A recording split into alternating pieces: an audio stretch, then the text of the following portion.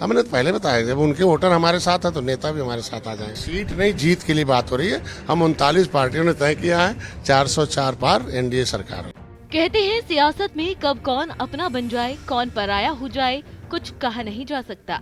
एक समय जयंत और अखिलेश की जोड़ी मिलकर बीजेपी को सत्ता से बेदखल करने को लेकर तमाम दावे कर रही थी, लेकिन सूत्रों की माने तो जयंत और अखिलेश के बीच अब सब कुछ ठीक नहीं चल रहा।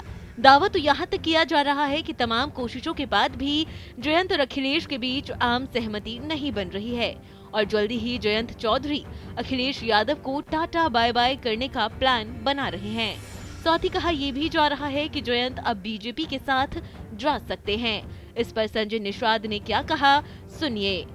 चर्चा है कि 2024 के लोकसभा चुनाव में एनडीए का कुनबा बढ़ने वाला है। उसी एनडीए कुनबा के एक सहयोगी और योगी सरकार के मंत्री संजय निषाद जी है। चर्चा है कि कुनबा बढ़ रहा है। चर्चा, पर्चा और खर्चा, यही जनता है। जनता जनार्दन है।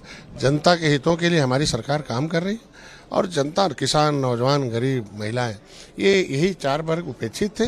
चारों के लिए हम काम कर रहे हैं। इनके द्वारा जिन पार्टियों ने जो मुद्दा बनाया था, अब वो किसान की आय दोगुनी कर रहे हैं, उनके खाते में सम्मान निधि जा रही है, तो सारे जब वोटर हमारे साथ है तो नेता भी आएंगे। संजय जी, मुद्दे पे आ जाते हैं। चर्चा है कि जयंत चौधरी आपके पाले में खड़े हो गए। हमने तो पहले बताया, जब उनके वोटर हमारे साथ है तो नेता भी हमारे साथ आ जाएंगे। नहीं, और क्या चर्चा है जो सीटों पे चर्चा चल रही है? देखिए, आप एनडीए के एक महत्वपूर्ण मेंबर है, आपको बिना विश्वास मिलिए कोई फैसला नहीं हो सकता, तो क्या चर्चा है कि 4 सीटों के लेके बात हो रही है?